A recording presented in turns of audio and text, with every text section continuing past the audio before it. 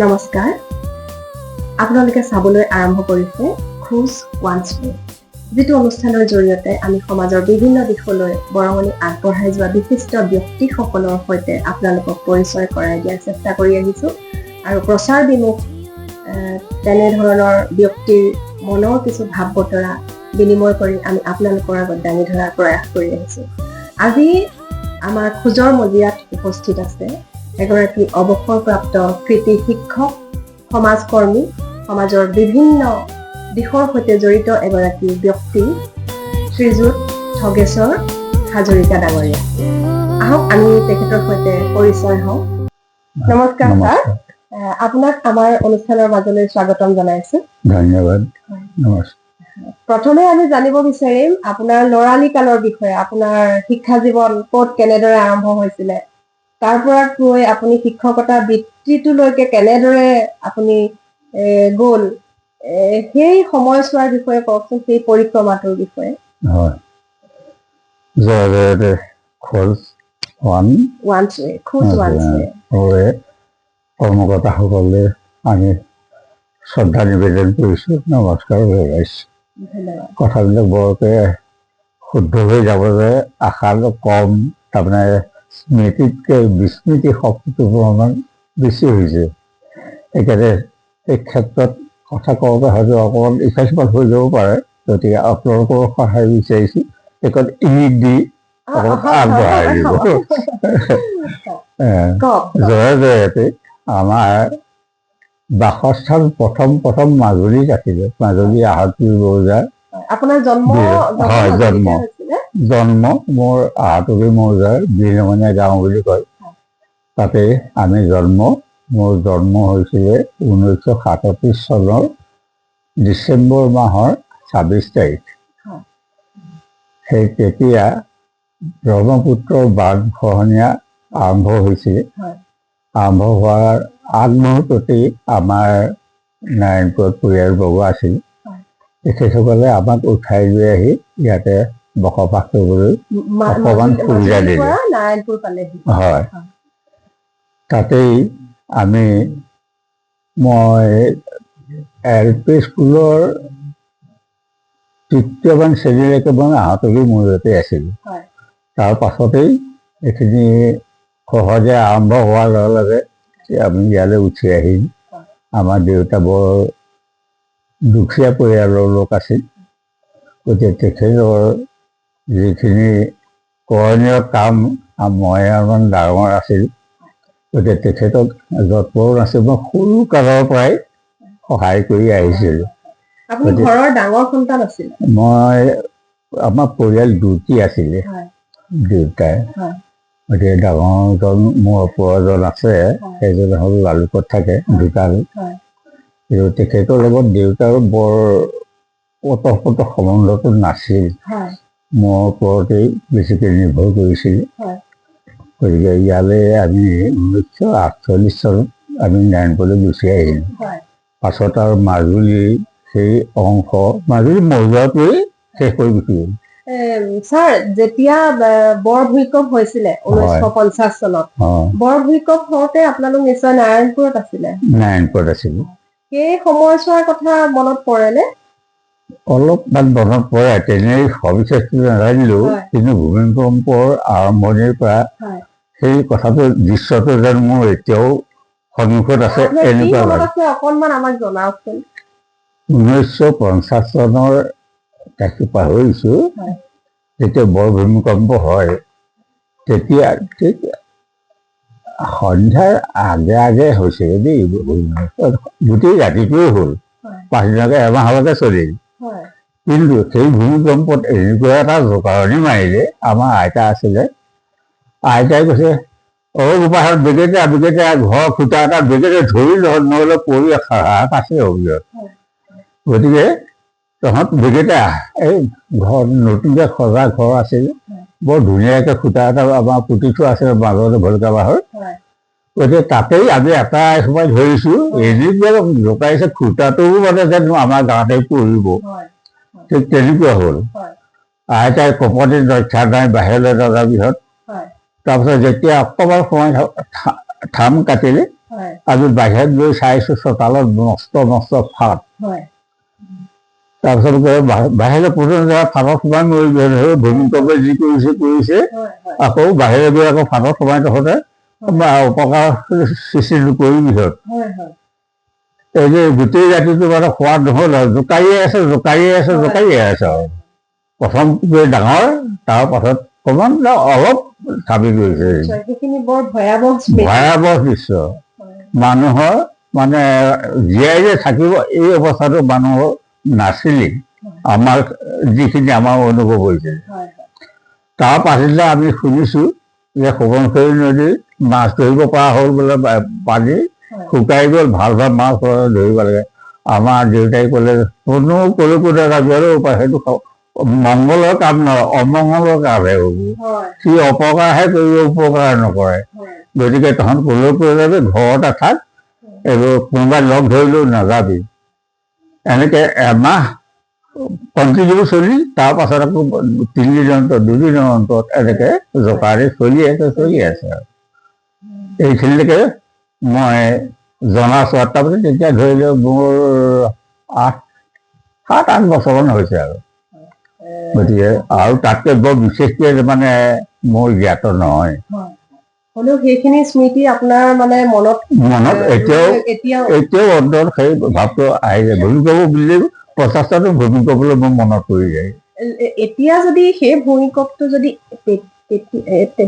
এতিয়া আহে তেতিয়াহ'লে ক্ষয় ক্ষতিৰ পৰিমাণ কিমান বেছি হ'ব আমি কল্পনাই কৰিব নোৱাৰিম কাৰণ তেতিয়া সেই সময়ৰ গাঁৱৰ পৰিৱেশতকৈ বৰ্তমান পৰিৱেশতকৈ তেতিয়া পৰিৱেশটো বহুত পাৰ্থক্য বহুত পৰিৱৰ্তন তেতিয়া ওচৰা-ওচৰি ঘৰেই নাছিলে আৰু তেতিয়া নিশ্চয় কেঁচা ঘৰৰ কাৰণে ক্ষয় ক্ষতিৰ পৰিমাণ অলপ কম হৈছিলে তেতিয়াতো পকা ঘৰো বৰ নাছিল বুলিয়ে ক'ব পাৰি আমাৰ যিখন গাঁও নাৰায়ণপুৰ মাকোৱাৰী বুলি কয় সেইখন গাঁৱত পকা ঘৰ নায়েই ওচৰৰ পৰা আহি মানুহখিনি বহি ছাৰ সেই সময়ৰ গাঁৱৰ পৰিৱেশ আৰু এতিয়াৰ গাঁৱৰ পৰিৱেশ মানে কেনেকুৱা ধৰণৰ সাল সলনি হৈছে আমূল পৰিৱৰ্তন বুলি ক'ব পাৰি প্ৰথমতে ক'লো যে ঘৰ দুৱাৰটো তেতিয়া মানুহৰ মানে যেনেদৰে আৰু জুপুৰি হিচাপে থাকি পেলাই বসবাস কৰি খেতি বাতি কৰি খোৱাৰ উপায়টোৱে তেতিয়া চিন্তা আছিলে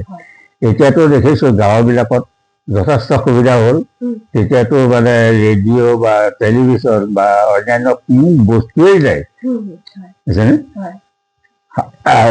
বৰ্তমানতো গোটেইখিনিয়ে প্ৰত্যেকৰ ঘৰ বুলিয়ে ক'ব পাৰি আৰু ঘৰ দুৱাৰ পৰিস্থিতিটো বহুত উন্নতেই ল'ৰা ছোৱালীবিলাকো বহুত আগবাঢ়ি গ'লেই গতিকে সকলো ফালৰ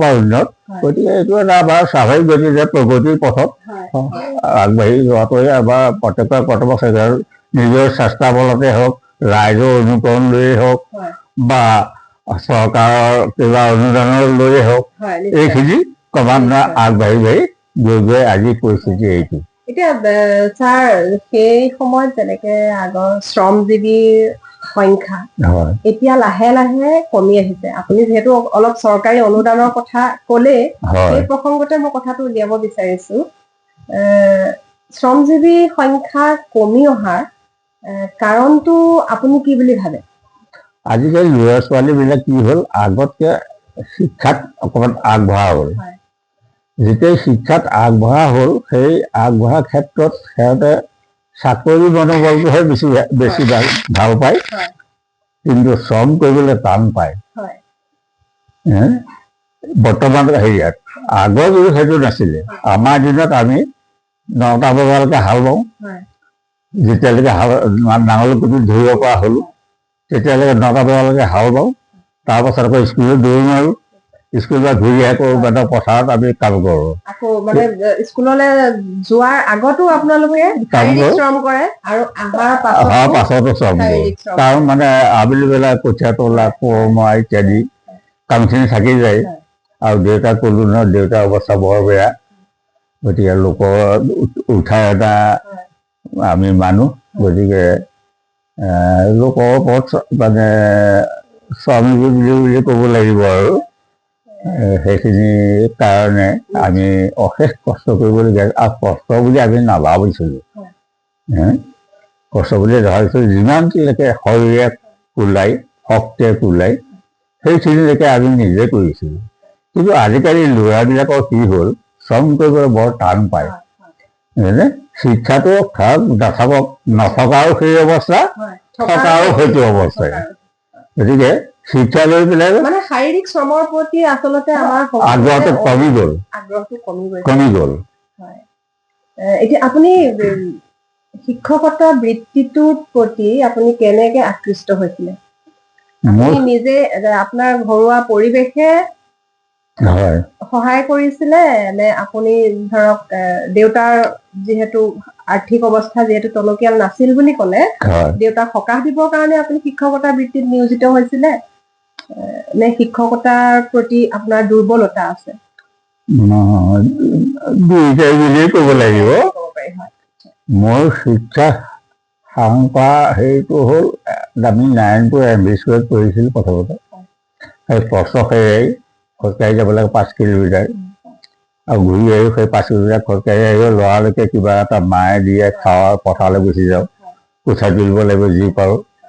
দেউতাই আবেলিতে মাৰে, তাৰপাছত কেতিয়াবা মানে সৰহ দৰকাৰ হ'লে আকৌ লাইট জ্বলাই আমি কঠীয়া তুলি পেলাই সেই কামটো কৰিছিলোঁ। তেনেকৈ পঢ়িলোঁ। তাৰপাছতে যেতিয়া MV স্কুল মই 1955 চনত পাছ কৰিছিলোঁ। পাছ কৰাৰ পাছত MA স্কুলত যেতিয়া পঢ়িবলগীয়া হ'ল, দেউতাই মানে ক'লে যে মোৰতো সেইটো ফিজ দিব লাগে, গতিকে মোৰতো মই 4 টকা ফিজ দিবলৈও মোৰ অসমৰ্থ। কি কৰা তই কি কৰ আৰু। তেতিয়া সেই ওচৰতে পিছলাগুৰি হায়াৰ ছেকেণ্ডেৰী বৰ্তমান হৈছে, তেতিয়া MA খুলিছিলে।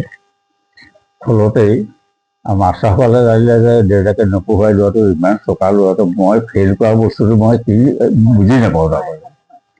গতিকে মাষ্টৰসকল আটাইখিনি আহিলে দিন আহি দেউতাক ক'লে নালাগে, আপুনি একো কৰিব নালাগে, লোৱাটো দিয়ক, আমাৰ নতুনকৈ খুলিছে, চকা লোৱা লাগে। গতিকে আমি ফুৰি দিব নালাগে, আমাৰ পৌৰ ফাণ্ড আছে, পৌৰ ফাণ্ডৰ পৰাই আমি ফিজটো ৰেহাই দিম, কিতাপ পত্ৰ মই যোগান দিম। গতিকে তেনেকেই আমি ল'ৰাটোক অলপ শিক্ষাত আগবঢ়াই দিম যিমানলৈকে পাৰোঁ। সেই অনুপাতেই শিক্ষকসকলৰ অনুগ্ৰহ, সেই অনুগ্ৰহৰ জহতে সকলোৱে সহায় কৰে। নহ'লে খুব মৰম শিক্ষকক। তাৰপিছত শ্ৰেণীৰ ভিতৰত মই 1 নম্বৰ আছিলোঁ। খেলা ধূলাটো সেই ধৰণে খেলিবলৈ দিলেও মানে প্ৰথম পুৰস্কাৰো মই অনাৰ যোগ্যতাটো আছিল, সেইধৰণে গ'ল। তাৰপৰা যেতিয়া MA পাছ কৰিলোঁ, পাছ কৰাৰ পাছত দেউতাই মানে প্ৰিন্সিপাল দিলে নহয়, মইতো নোৱাৰোঁ, MA পঢ়িব নোৱাৰোঁ, পিছত মই এতিয়া হাইস্কুলত কেনেকৈ পঢ়িম। মোৰ খুব দুখ লাগিল। কি কৰোঁ এতিয়া, মোৰতো পঢ়িবলৈ মোৰতো নিজৰ উপাৰ্জনৰ বস্তুটো একো নায়েই। তাৰপৰা ওচৰতে ককাইদেউ এজন আছিলে আমাৰ বংশৰ, তেখেতে বোলে ৰচোন আৰু মই তোক চাকৰি এটাৰ ব্যৱস্থা কৰি দিব পাৰোঁ নেকি। তেতিয়া আকৌ SI এপইণ্টমেণ্ট দিব পাৰে, চাকলৰ চাৰিজন।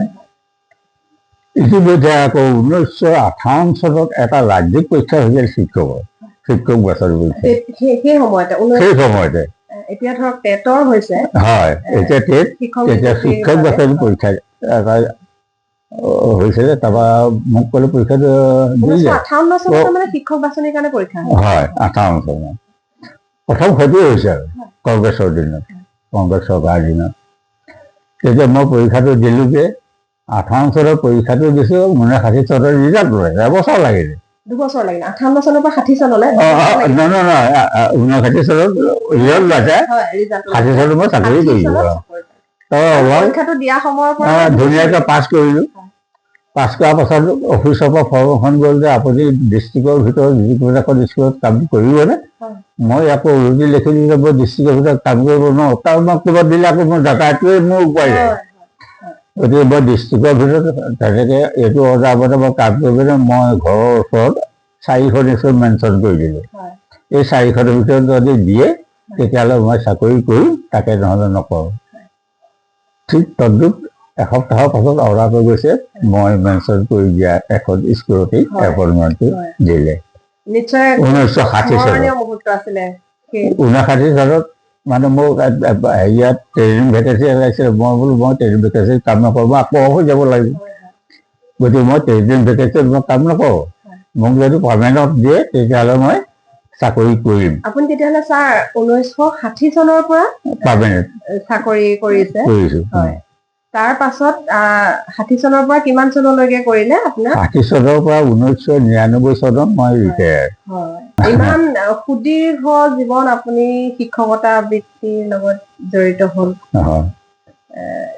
সেই সময়ৰ শিক্ষকতা বৃত্তিৰ লগত জড়িত স্মৰণীয় অভিজ্ঞতা আপোনাৰ নিশ্চয় আছে চাগে বহুত হয় আছে তাৰ ভিতৰতে আপোনাৰ মনত থকা ধৰণৰ কওকচোন ছাৰ হয় সেই সময়ততো দৰমহা আমাৰ 40 টকা আছিলে আকৌ ইনক্ৰিমেণ্ট বাঢ়িবৰ কাৰণে পৰীক্ষা দিব লাগে বৰ্ধিত পৰীক্ষা বেতন বৰ্ধিত পৰীক্ষা তেতিয়া বেতন বৰ্ধনৰ কাৰণেও মানে পৰীক্ষা দিব লাগে ভাল কথা 40 টকা দৰমহা আমাৰ মানে একেবাৰে শুদ্ধ নিকা পদ্ধতি সেই সময়ত আমি যি সময়ত চাকৰি কৰিছিলোঁ নিকা পদ্ধতি কোনো তাত মানে ভেজাল নাই নিশ্চয় ছাৰ মানে সেই সময়ত সেইটো কাৰণে শিক্ষক বুলি ক'লে আচলতে সকলোৱে শ্ৰদ্ধা কৰে মূৰ দুৱাই নিশ্চয় সেই গুণটো ভগৱানে মোক দিছিলে নে নাই কেনেকৈ পাইছোঁ মোক কিন্তু ছাত্ৰ ছাত্ৰীয়ে হওক গাঁৱৰ মানুহেই হওক বা স্কুলৰ কমিটিয়ে হওক মোক কিন্তু খুব শ্ৰদ্ধা কৰে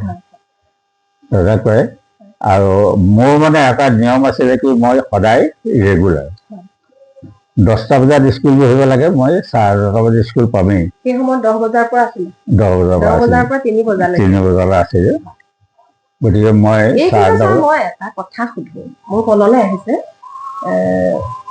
সেই সময়ত 10 বজাৰ পৰা 3 বজালৈকে বিদ্যালয়ৰ সময়বোৰ আছিলে মানে 10 বজাত সকলোৱে আজৰি হৈ পথাৰৰ পৰা আহি মেলি প্ৰায় সংখ্যকে বিদ্যালয়ত এনেকুৱাকে পঢ়িছিলে আপোনাৰ আপুনিয়ে পঢ়িছিলে ধৰক পথাৰলৈ গৈ হাল কোৰ বাই আহিয়ে আকৌ বিদ্যালয়লৈ গৈছিলে বিদ্যালয়ৰ পৰা আহি আকৌ পুনৰ পথাৰত গৈছিলে আজিকালিতো বিদ্যালয়ৰ সময়সূচীবোৰ প্ৰায় 8:45 কৰি দিছে কেতিয়াবা এনেকে হয় ঠাণ্ডা দিনত আজিকালি সৰু সৰু ল'ৰা ছোৱালীবোৰ সোনকালে শুই উঠিবলৈকে দিগদাৰ হয় এই সময়সূচীটো বিদ্যালয়ৰ যিটো সময়সূচী অলপ সলনি হোৱাটো আপুনি বিচাৰেনে ছাৰ মোৰ ক্ষেত্ৰত মই সদায় কওঁ এইটো কিন্তু চৰকাৰে বিৰাট ভুল এটা কৰিছে কাৰণ 8:30 বজাৰ ল'ৰা ছোৱালী বৰ্তমান উপস্থিত হ'ব লাগিবই বেলেগ বৃত্তিৰ কথা নকওঁ শিক্ষক ছাত্ৰ ছাত্ৰী সময়মতে সময়তকৈ উপস্থিত হ'ব লাগিব কিন্তু উপস্থিত হোৱাৰ আগমুহূৰ্তত যিটো পৰিস্থিতি ব্যস্ত মাক বাপেকৰ গতিকে সেই পৰিস্থিতিটো মানে হ'ব নালাগিছিল 10 বজাৰ পৰা হয় তেতিয়া নিশ্চয় সুস্থভাৱে ৰাতিপুৱা লোৱাটো আমি এতিয়া ৰাতিপুৱা জলপানটো অন্তত খাই যাব পাৰে দৌৰা দৌৰি সৰু সৰু ল'ৰা ছোৱালী বিলাকক একদম জোৰ কৰি খুৱাবলগীয়া হয় বা নোখোৱাকেও পঠিয়াই দিবলগীয়া হয় কিন্তু আমাৰ দিনত সেইটো মানে নহৈছিলে আমি ধুনীয়াকে খাই বৈ আমি 10টা বজাত স্কুল হাজে কৰোঁ 10টা বজাত মোক বহুতে কয় এই কি দৰকাৰ পৰিছে বেংকে লগৰ শিক্ষকবিলাকে বাটত লগ পাওঁ মই বোলো নহয় দায়িত্ব আৰু কৰ্তব্য দুটা বস্তু এই দুটা বস্তু সংলগ্ন হৈ যদি মানুহজনে কামখিনি কৰিবলৈ আগবাঢ়ি যায় সেই মানুহজনক কোনো ক্ষেত্ৰত বিপদে আগুৰি ধৰিব নোৱাৰে সকলোৱে সেই মানুহজনক সন্মান কৰিব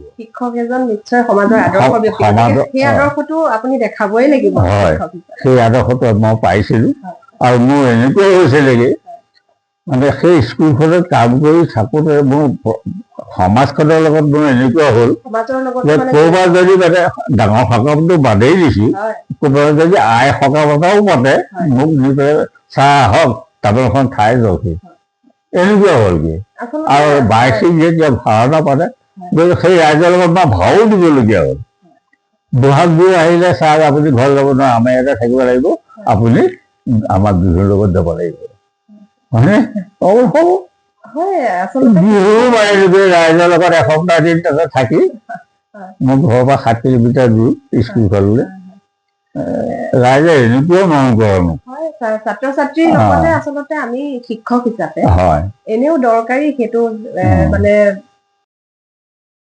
ছাত্ৰজন বা ছাত্ৰীগৰাকীৰ ঘৰুৱা পৰিৱেশটো কেনেকুৱা সেইটো জনাটো সিমানখিনি আদৰ মই পাইছিলো সমাজৰ ক্ষেত্ৰত আৰু যিটো প্ৰশ্ন সুধিলে সেই স্কুল পঢ়ি থকা সময়ত মোৰ জীৱনত কেইবাটাও ঘটনা তেনেকুৱা ঘটি গৈছে তাৰপিছত গোটেইখিনি ক'বলৈ গ'লে সময় নাটনি হ'ব প্ৰথম এটা ঘটনা ঘটিছে মই ইয়াত যেতিয়া ট্ৰেন্সফাৰ হৈ আহিলোঁ কদম কেন্দ্ৰত আমাৰ কাগজত বহিছিলে তেতিয়া ASI এজন আছিলে আমাৰ দিনত আকৌ attendance officer ASI SI ADI DI inspector বাদেই হাইস্কুলৰ ক্ষেত্ৰত এটাইও থাকে তেতিয়া মই সেই 10টা বজাত গৈ পেলাই স্কুল পাই মানে পঢ়ুৱাই মেলি ঠিক 2:30টা বাজিছে 2:30টা বজাত এটেণ্ডেঞ্চ অফিচাৰ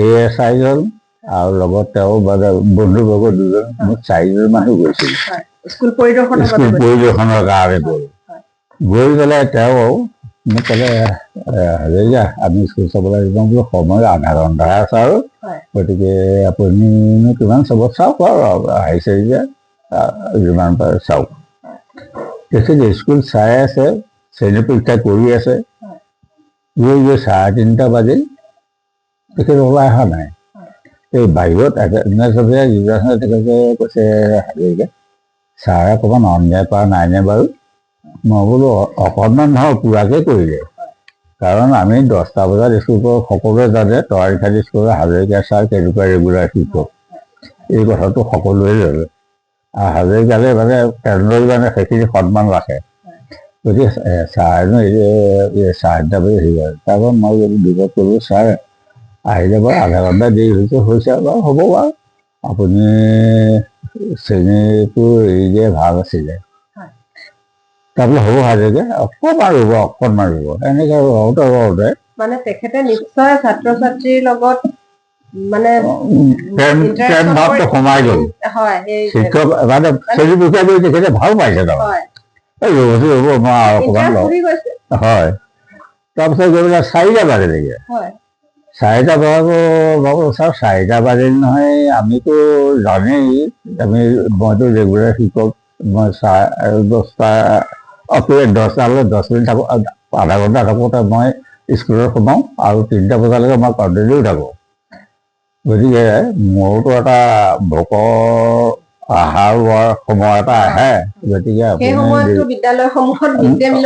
মিড ডে নাই মিড ডেটো মোক মানে সেই ৰোৱনী সময়তে এঘৰ মাটি নিয়েই চাহখন চাবগীয়া হওক সেই মিড ডে তাত হয় সুধিব এঘৰ নহয় এঘৰ মাটি বৈ 4টা বজাৰ পাছতো তেখেত ওলাই অহা নাই তাৰপৰা মোৰ অন্তৰত এটা ভাৱ হ'ল বা তোমাৰ পৰিচয়টো মোৰ পৰিচয়টো এইখিনিতে ওলাই পৰিব মই তেতিয়া ক'লোঁ ছাৰ আপুনি ৰাতিলৈকে পঢ়ুৱাই ৰাতিটো পঢ়ুৱাই কিমান শিক্ষা অৰ্হতা গুণাগুণ আপুনি লাভ কৰিব পাৰে কৰি থওক মই যদি ঘৰলৈ যাওঁ এইবুলি চাইকেলটো ঘূৰাই ল'লোঁ আৰু ঘৰলৈ গুচি আহিলোঁ আৰু চাব আপুনি ল'ৰা ছোৱালীক ক'ব আমাৰ ভগৱন্তী থাকে ভগৱন্তী ছুটি যে তেওঁলোকে ধুনীয়াকৈ ছুটি দি পেলাই ঘৰলৈ গুচি যাব আপুনি পঢ়ুৱাই থাকক নহ'লে এই ল'ৰাটোৰ ইচ্ছা আপুনি বেয়া নাপাব ঘৰ পালোহি কিমান সময় পঢ়ালে পাছদিনা মই গাঁৱৰ ৰাইজক ক'লে ছাৰ আপুনি বৰ সাহ কৰিলে মই বোলো মোৰ সাহ নহয় মোৰ কৰ্তব্য নিষ্ঠাৰ প্ৰতি যিটো উদ্গনি তাৰ প্ৰতিহে মই এইটো কৰিছোঁ কাৰণ তেওঁক সময়ৰ মূল্য নুবুজে গতিকে মই সময়ৰ মূল্য বুজো গতিকে সময়ৰ মূল্য নুবুজা মানুহক অকণমান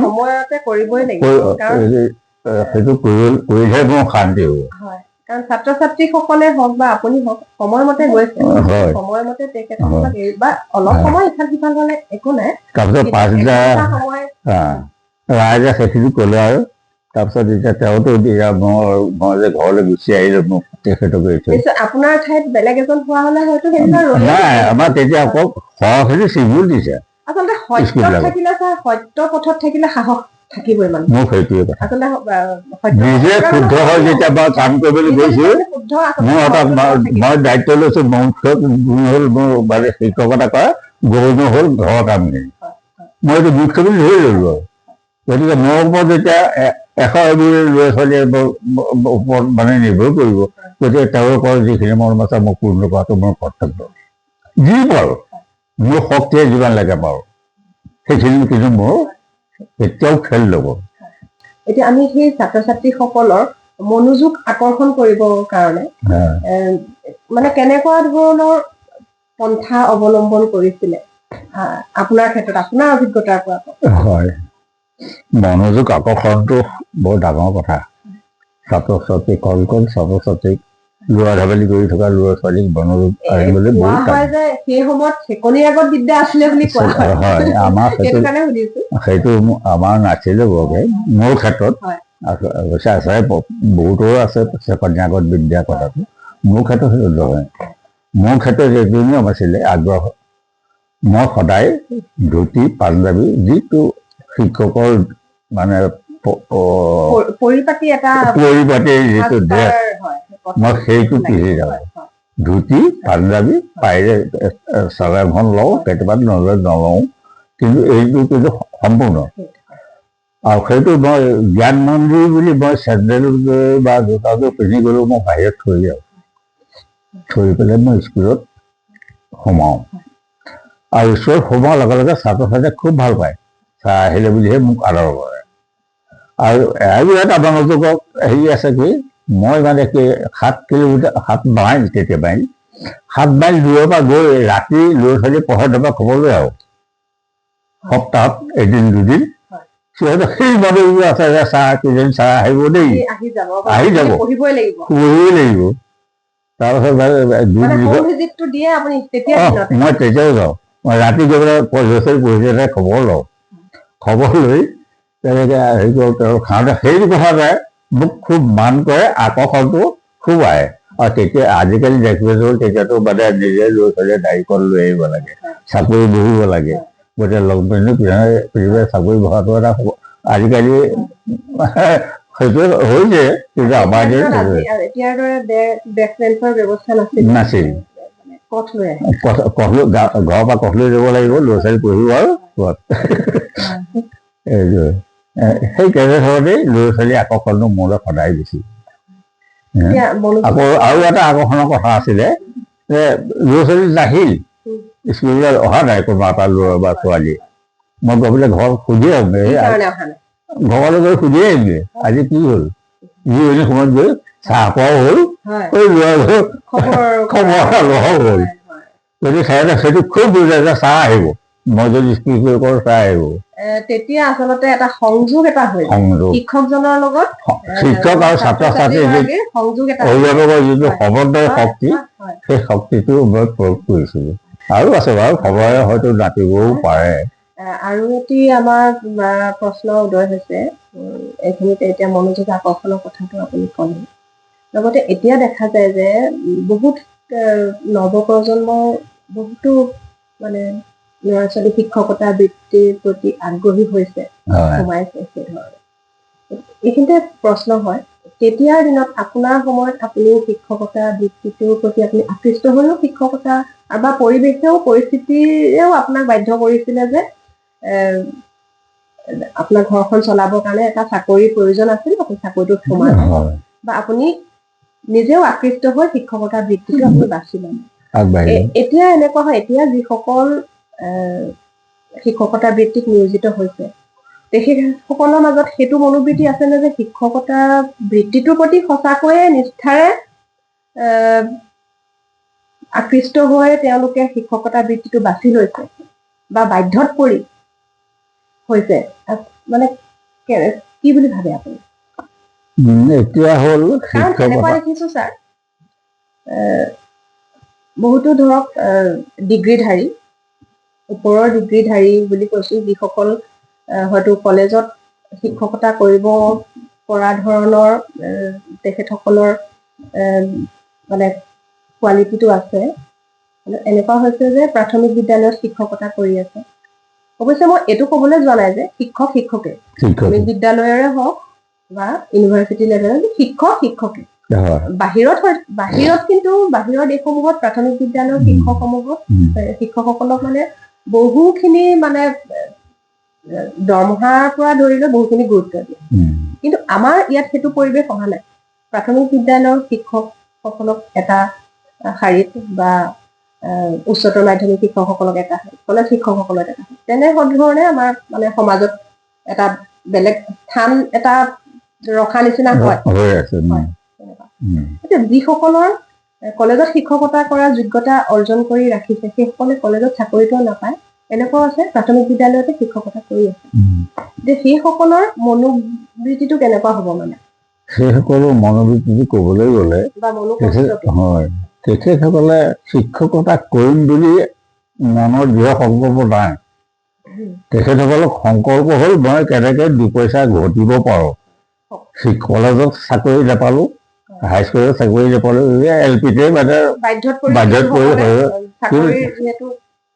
কিন্তু শিক্ষকতাৰ যিখিনি গুণ শিক্ষকৰ যি 24টা গুণ সেই 24টা গুণৰ তেখেতৰ সম্পূৰ্ণ নহয় তেখেতে ধনৰ কাৰণেহে শিক্ষকৰ 24টা গুণ বুলি ক'লে আপুনি মই কোৱা ধৰা নাই ধৰি লওক শাৰীৰিক মানসিক নৈতিক শিক্ষাগত অৰ্হতা পাৰিপাৰ্শ্বিক সমাজ সংযোগ এনেকে 24টা গুণ শিক্ষকৰ হ'ব থাকে আৰু সেইকণ গুণ মই আপোনালোকৰ আশীৰ্বাদ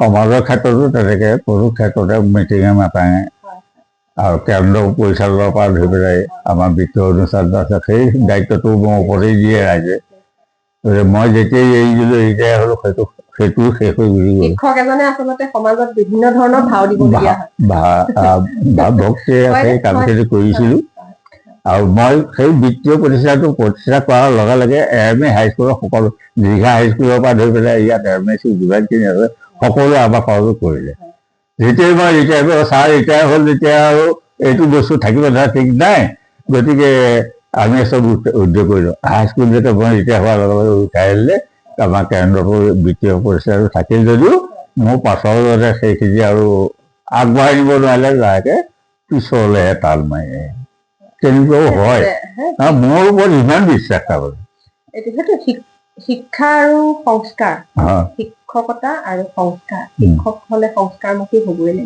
লাগিব কেৱল মেধা শক্তিয়েই সেইটো মেধা হ'লেই নহ'ব নিৰ্ভৰ নকৰে কেৱল মেধা হ'লেই যে শিক্ষকতা কৰি মই ফাৰ্ষ্ট ক্লাছ পাছ কৰি এম.এ. পাছ কৰিলোঁ বা হাইস্কুলত হায়াৰ ছেকেণ্ডেৰী পাছ কৰিলোঁ কিন্তু মই শিক্ষকতা কৰিবলৈ যাওঁতে যদি মোক সেই গুণখিনি ৰক্ষা কৰিবলৈ যাওঁ মই শিক্ষকতা কৰাটো নহ'ব বুজিছেনে মেধা হ'লেই নহ'ব তেওঁ যিটো শিক্ষকতাৰ গুণ বা যিটো তেখেতৰ দায়িত্ব আৰু কৰ্তব্য মই আগতে কৈছোঁ সেই গুণবিলাক যদি নাথাকে তেখেতে মেধা হ'লেও নহ'ব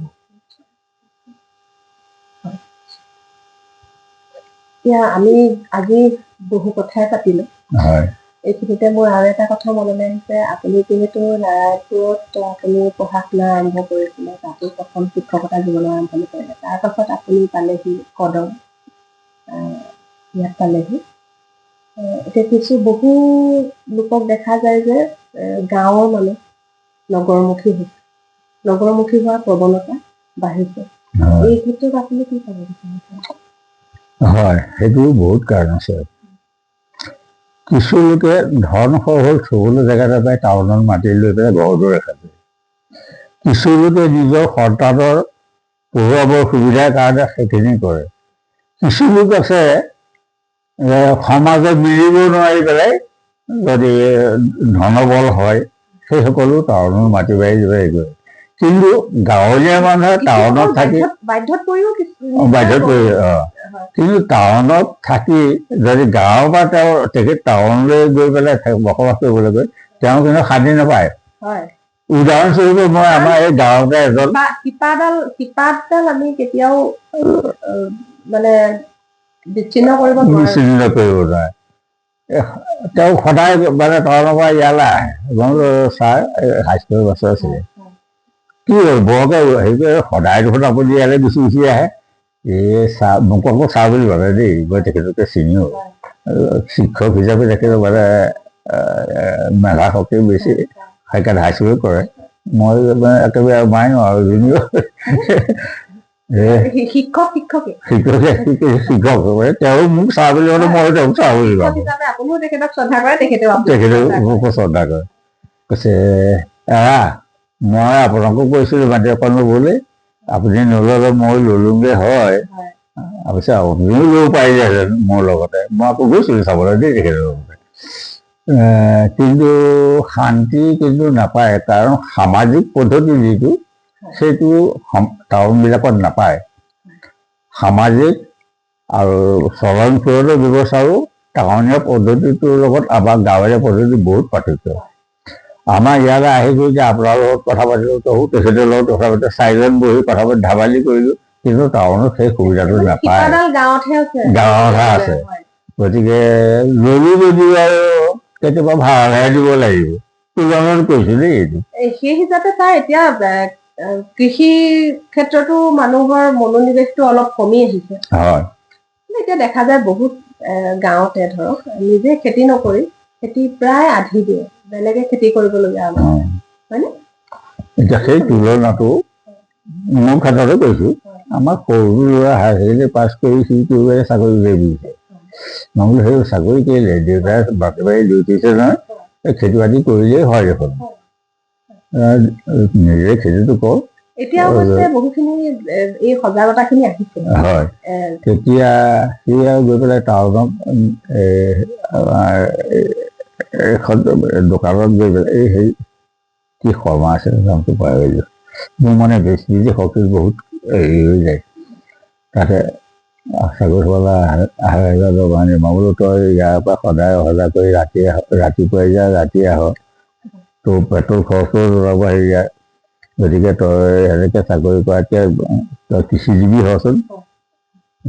এই বোকাখনত কাম কৰি পেলাই বেংগলী কি দৰকাৰ কৰিছে, মই তোৰ পৰিয়ালটো কেনেকৈ পুহিবি, এনেকৈ আৰু যেন তেনে টানি আজি ক'ৰবাত কিবা কিবি কৰি তাৰপৰা মাজতে বোলে বাৰু কৃষি নকৰ, তই কৃষকেই হ'ব লাগিব এইবুলি সেই ওচৰতে বাগান এখন পালে, মাটি 10 বিঘা। তেতিয়া বাগানখন লৈ পেলালে, লৈ পেলাই বোলো এতিয়া তই এখন বাগান তোক দিলোঁ, তই কি কৰ, এতিয়া তাতে ব্যস্ত হৈ গুচি গ'ল। গতিকে তেনেকৈ বুদ্ধি খটুৱাব লাগিব। আজিকালি ল'ৰাই কি হ'ল, কৰণীয় আছে, গতিকে তেনেধৰণে আৰু এটা মানে এই কিছুমান কি হ'ল, এই আমাৰ চৰকাৰৰ গাতো তেনেই দুখ নাইকিয়া নহয়, এই স্কুলবোৰ খুলি পেলাই ল'ৰা ছোৱালীবোৰে নিবনুৱা যে কৰিলে কিছুমান, সেই তেনেকুৱাও হয়। কংগ্ৰেছ চৰকাৰ দিনত কয় যে প্ৰতি LP স্কুল 1 কিলোমিটাৰ দূৰত্বত হ'ব লাগে, প্ৰতি MA স্কুল 3 কিলোমিটাৰ দূৰত হ'লে হ'ব, প্ৰতি হাইস্কুল 5 মিটাৰৰ অন্তত হ'ব লাগে। সেই সুবিধাটো পাই ল'ৰা ছোৱালী হক ধৰক ক'ৰ পৰা ধাৰ চাৰ কৰি হ'লেও মইতো এই জীৱিকা উপাৰ্জন কৰিব পাৰিম বুলি স্কুল খুলি পাছত গৈ পেলাই কি হৈছিল, নিবনুৱা সমস্যাত পৰি এতিয়া হৈ গ'ল। টান পালে ৰাম বুলি কয়, গতিকে এতিয়া প্ৰত্যেকেই কামত ব্যস্ত হৈ পৰিল। খেতিয়কত ধুনীয়া আছে উপায়, কেলেই নাই, অকল যে চাকৰি কৰিলে যে নিজৰ পৰিয়ালটো পোহলাব বা জীৱন নিৰ্বাহ কৰিব পাৰে ধৰণে ডাকত কৈছে 100 বুলি কল বা লংকা বাজিলে হাততে পাবা, 120 জোপা কল ৰুই আছে একো কৰিব নাই, বাৰশীটা পাছতে চিকৰা তল তাহে পাবা কলৰ ফল। এটকা কলৰ দাম আজিকালি বৰ্তমান যুগটোত কিমান হয়, কমেও 200 মিনিমাম। গতিকে কোনো কষ্ট নোহোৱাকৈ হৈ যায়। খেতিটো কৰিবলৈ গ'লে ৰাতিপুৱা হালখন বাই পেলাই ভালকৈ ৰুই পেলাই দেখোন তহঁতে আজৰি হৈ ফুৰিবও পাৰ, এতিয়া ফলটো চাব কোনে, ফল চাবলৈ সময় নাই। আপোনাৰ নিশ্চয় খেতি কৰাত ৰাপো আছিলে চাগে? নিশ্চয়, মই যথেষ্ট খেতি কৰোঁ। লগতে এতিয়া আৰু আপোনাৰ তাৰ বাহিৰেও অন্য বেলেগ এনেকে গ্ৰন্থ কিবা অধ্যয়ন বা মোৰ সেইখিনি বাহিৰা হিচাপে অন্য একো নাই। কৰিবলৈ মানে ৰিটায়াৰ হোৱাৰ পাছত সেই ৰাইজৰ কিছুমান কামতে ব্যস্ত থাকিবলগীয়া হয়। ক'বলৈ আৰু মানে দামটো চাব ইত্যাদি কৰি আৰু বুঢ়া বয়সত বুলি ৰাইজে এতিয়া ছাৰ যিহেতু এতিয়া গ্ৰন্থমেলা বতৰ চলি আছে, হয় অসম গ্ৰন্থমেলা এখনে চলি আছে নিশ্চয় গুৱাহাটীতো, আমাৰ লখিমপুৰতো হৈ গৈছে গ্ৰন্থমেলা, গুৱাহাটী চলি আছে। গ্ৰন্থমেলা যি ধৰণে হৈছে সেই অনুপাতে পঢ়ুৱৈৰ সংখ্যা বৃদ্ধি পাইছে বুলি আপোনাৰ মনে কয়নে? বৃদ্ধি হৈছে বুলি ধৰা নাই কেলে আমাৰ অসমৰ যিবিলাক ল'ৰা ছোৱালী উঠিল তেওঁলোকে কিতাপ পঢ়াত সিমান লাভ নাই, সেইকাৰণে গ্ৰন্থমেলালৈ যায় যদিও কিন্তু কিতাপ নিকিনে, তাতে দুখন মেলিলে আৰু চালে আৰু গুচি আহিলে। তেওঁ গ্ৰন্থ মেলাখন চাবলৈ গৈছে কিন্তু গ্ৰন্থ পঢ়িবলৈ যোৱা নাই। তেনেকুৱা মই নিজে গুৱাহাটীত এবাৰ পালোঁ দেই, বহুত মানুহ মই চাই আছোঁ কোনে কি কিতাপ কিনে। তাৰপিছত এসময়ত গৈ পেলাই তেনেকুৱা ডেকা চামৰ তাৰপৰা এতিয়া সোমাই গৈছে দেই, মই ওচৰতে ৰৈ আছোঁ, মোৰ লগতে সেই কটক মহাবিদ্যালয়ৰ অধ্যক্ষজনো গৈছিল, অধ্যক্ষ নহয় প্ৰফেচাৰজন গৈছিলে, মোক আকৌ মানে জিলা বুলি মাতে, অলপ ৰিলেশ্যনো হয়। তাৰপৰা দেউতা এই ল'ৰাবোৰে কি কৰিব চাব দেই, তাৰপৰা এফালৰ পৰা চাইহে গৈছে, ঘূৰি আৰু কিতাপ পঢ়া হেৰিটো নাই। তাৰমানে কিতাপৰ লাভ নাই। আজিকালি লাভ হ'ল এই সামাজিক মাধ্যম যিখিনি ওলাল, যিসকলে মানে কিতাপ পঢ়াৰ ৰাপ আছে বা যিসকলে এই লেখা মেলাৰ প্ৰতি আগ্ৰহী হৈছে, লিখিবলৈ আৰম্ভ কৰিছে বহুতো যুৱ প্ৰজন্মৰ মাজৰ পৰা, তেওঁলোককো উৎসাহিত কৰিবৰ কাৰণে যুৱ লেখকৰ সন্মান বঁটা দিয়া হৈছে। নিশ্চয় সেইটো এটা আদৰ্শনীয় পদক্ষেপ, তাৰমানে বাকী সকলো অনুপ্ৰাণিত হ'ব। গতিকে আমি আশা কৰিম পঢ়ুৱৈৰ সংখ্যা বৃদ্ধি পাওক, লেখক লেখিকা ওলাই আহক এই নতুনখিনিৰ মাজৰ পৰা, বৃদ্ধি পাওক আমি কামনা কৰিছোঁ। তাৰমানে গ্ৰন্থই জ্ঞান আহৰণ কৰিবলৈ হ'লে, সামাজিক চিন্তা কৰিব পৰা হ'বলৈ হ'লে এই গ্ৰন্থই যথেষ্ট সহায় কৰে। গতিকে সেই ক্ষেত্ৰত আমিও জোৰ দিওঁ, কিন্তু মই আকৌ সেইবোৰ নহয় যে আগৰ চাত খুব পঢ়োঁ, এতিয়া কি হ'ল মানে অলপ পঢ়িলে চকু পাতি নোলাব, মই পঢ়িব, সেইকাৰণে এতিয়া মই কীৰ্তন যে মই পঢ়িবলৈ মোৰ উপায় নাইকিয়া হৈছে। আমাৰ এতিয়া নৱপ্ৰজন্মক উদ্দেশ্যি আপুনি কি ক'ব বিচাৰে?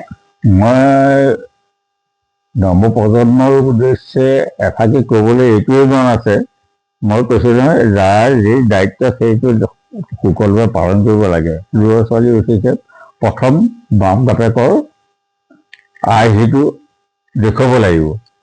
মাক বাপেকে যদি কাম কৰি খায়, পৰিশ্ৰম কৰি খায়, তেতিয়া সেই ল'ৰা ছোৱালীও পৰিশ্ৰমী হ'বই, যেনেকৈ হ'লেও এইটো আগবাঢ়িব। কিন্তু তাকে যদি পিতৃ মাতৃয়ে সেইখিনি ল'ৰা ছোৱালীক ওচৰতে যায় যে তই যাওঁ পাতলৈ বঢ়াই যাব পাৰি, সেইখিনি কমি যাব। তাৰ দ্বিতীয়তে হ'ল শিক্ষাৰ ক্ষেত্ৰত সেই আগতে ওলাইছে কথাটো যে শিক্ষা মই BA পাছ কৰিছে, মই তালৈ সৰু কামটো কিয় কৰিম, সেই ভাৱটো আচলতে থাকিব নালাগে। সেইটো হ'ব নালাগে। কামৰ সৰুবৰ নাই, কাম কৰিলে মানুহৰ লাজ নালাগে নহয়, চুৰ কৰিবলৈ যোৱা নাই নহয়, লোকৰ মাটি খেতি কৰিবলৈ যোৱা নাই নহয়, নিজৰ পেটৰ ভাত ভুটিৰ কাৰণে নিজে নিজৰ মাটিডোখৰ যদি খেতি এটা কৰি পেলাই উপাৰ্জন কৰিব পাৰে, তাৰ নিজৰে সংস্থাপন। মইতো দেউতাই প্ৰথম অৱস্থাত সেইদৰেই চলাইছিলে, পাছতহে মই দুপইচা মানে চকুৰে দেখা পালোগৈ, সংস্থাপনো হ'ল। এতিয়া দেউতাৰ পৰা মই এতিয়া ক্ৰমান্বয়ে উন্নতি বুলি মই নিজে স্বীকাৰ কৰিছোঁ। গতিকে দেউতাই সেইখিনি কৰিব নোৱাৰে যদি মই পাইছোঁ, মই খেলি বুলি খেতি এৰি যায়, কিন্তু ল'ৰা ছোৱালী নাযায়। এতিয়া মোৰ নিজৰ অনুপ্ৰেৰণা আৰু আদৰ্শ আপুনি যেনেদৰে দেউতাৰ পৰাই পাইছিলে, এতিয়া দেখিছোঁ যেতিয়া স্কুলবিলাক চৰকাৰী স্কুলবিলাক মানে চৰকাৰে নল'লে, এতিয়াতো প্ৰত্যেকেই খেতি থাকিবলগীয়া হৈছে। মই দেখিছোঁ আমাৰ ঘৰত গাঁৱত 6-7জন ডেকা ল'ৰা আছে, আগতে স্কুল আছে, এতিয়া ধুমধাম মানে ৰাতিপুৱাই সোনকালে উঠি পেলাই পথাৰলৈ গৈ খেতি কৰে। গতিকে টান পালেহে ৰাম বুলি কয়, গতিকে যেতিয়াই টান পাব তেতিয়াই সিহঁতে নিজস্ব উপাৰ্জনৰ কাৰণে শ্ৰমজীৱী হ'বই লাগিব, নহ'লে অন্য উপায় নাই। আমাৰ খেতিয়ক শ্ৰেণীৰ মানুহৰ বা গাঁৱলীয়া মানুহৰ অন্য উপায় নাই। টাউনত হ'লে কিবা এটা বিজনেছ কৰিব, কিবা এটা দোকান এখন দিব বা কিবা এটা উপাৰ্জনৰ বলটা উলিয়াই দিব। আমাৰতো গাঁৱত সেইখিনি নাই, গতিকে তেওঁলোক শ্ৰমজীৱী হ'বই লাগিব, আৰু হৈছেও এতিয়া দেই, মই স্বীকাৰ কৰিছোঁ সেইটো। মই দুখন গাঁও প্ৰায়ে যাওঁ, এখন গোপালপুৰ বুলি কয় ৰাজগড় কাষত, এখন এইখন। কিন্তু যিখিনি লৈ আগত কাম বন নকৰিছে, কামৰ গুৰুত্বটো আজিকালি হৈছে। এতিয়া কিন্তু প্ৰত্যেকেই ক'ৰবাই সেইদিনাখন আগতে কাটি দি আছে দেখিছে, মোক সোধা মই বোলো সেয়া কি কৰিছা, এখন স্কুল এবছৰ কৰিছে, বন্ধ নহ'ল, কি ব্যৱস্থা, চাকৰি গ'ল। এতিয়া আৰু মানে চৰকাৰে আকৌ বাদাম দিলে, মটৰ মাহ দিছে, আলু দিছে, এই দুবিঘা মাটি আছিলে ট্ৰেক্টৰে হাল বোৱাই এতিয়া বেৰিছোঁ, এতিয়া হৈছে। তোমালোকে পালা হে এইটো বুলি কৈছোঁ, পালানে বুলিয়ে কৈছোঁ দেই। আগতে বোলো খেতিলৈ মন নাছিলে নহয়, এতিয়াতো পাইছেনে। এইটোৱে বোলো আচলতে শ্ৰমজীৱী হ'লে তোমাৰ এইটো মন নাই। আচলতে চাকৰিতকৈ নিজৰ শ্ৰম বুদ্ধি থাকিলে শ্ৰম কৰি উপাৰ্জন কৰাটো আঁতৰত ধৰ, আঁতৰত ধৰ বুলি কৈছে। ভঁৰালৰ ধাৰ মুঠি আঁতৰত ধৰ, বিপদত পৰিলে তাৰ ধাৰ মুঠি বেচি যা। তাকো যদি নাথাকে বিপদ, আমাৰ গাঁৱলীয়া মানুহৰ ক্ষেত্ৰতো কৈছে সেইটো থাকিব লাগে আৰু লোকক বিচাৰিব নালাগে, লোকক হাত পাতিব নালাগে। গতিকে সেই উপাৰ্জনৰ পথটো নিজে স্বাৱলম্বী হিচাপে কৰাটো মই বাঞ্ছনীয় বুলি ভাবোঁ। ছাৰ, আপুনি আমাক ইমান সময় দিলে তাৰ কাৰণে বহুত বহুত ধন্যবাদ। আমাৰ আৰু কথা পাতিবৰ মন গৈছে, কিন্তু আমাৰ সময়ে সকিয়নি দিছে, গতিকে আমি ইমানতে এৰিব লাগিব। আমি আশা কৰিছোঁ আপোনাৰ একদম স্বাস্থ্য ভালে থাকক, আপুনি 100 বছৰ বয়সক, আৰু আপোনাৰ গোটেই পৰিয়ালৰ সকলোৰে সুখ সমৃদ্ধি কামনা কৰিছোঁ, নতুন বছৰৰ শুভেচ্ছা জনাইছোঁ। পাছত আমি আকৌ লগ পাম, কথা পাতিম। ইমানখিনি সময় আমাক দিয়াৰ বাবে আপোনালৈ বহুত বহুত ধন্যবাদ। কৃষ্ণ। আমিও ধন্যবাদ জনাইছোঁ আমাৰ গৃহত আহি। আপোনালোকে আমাৰ এই পিছপৰা অঞ্চল বুলিয়েই কৈছোঁ, গাঁৱলীয়া জেগা যেতিয়া আহি পেলাই আমাক যিখিনি মানে ভগৱানে দিয়া মনোভাৱ, কায়িক মানসিক শাৰীৰিক সকলো ফালৰ পৰা যেতিয়া আমাৰ ফালৰ পৰা ল'লে, তাৰ কাৰণে আপোনালোকলৈ ধন্যবাদ দিছোঁ। আপোনালোকৰ যিটো উদ্দেশ্য, সেই উদ্দেশ্য মহান উদ্দেশ্য, সেই মহান উদ্দেশ্য ভগৱানে সকলো ক্ষেত্ৰতে আগবঢ়াই দিবৰ কাৰণে পৰমেশ্বৰ ওচৰত ভগৱানৰ ওচৰত প্ৰাৰ্থনা। প্ৰিয় দৰ্শক, আজি আমাৰ সৈতে আছিল কদম মৌজাৰ অন্তৰ্গত চিৰাজুলি মাজগাঁৱৰ নিবাসী এগৰাকী সমাজ সংগঠক, অৱসৰপ্ৰাপ্ত কৃষি শিক্ষক, খেতিয়ক শ্ৰীযুত ঠগেশ্বৰ হাজৰিকা ডাঙৰীয়া। পুনৰ এগৰাকী বিশিষ্ট ব্যক্তিৰ সৈতে তেখেতসকলৰ মনৰ বতৰালৈ আমি উপস্থিত হ'মহি খোজৰ মজিয়াত। গতিকে আপোনালোকে চাই থাকক খোজ ওৱান্স ৱে, আমাৰ ফেচবুক পেজটি আৰু ইউটিউব চেনেলটি। ধন্যবাদ।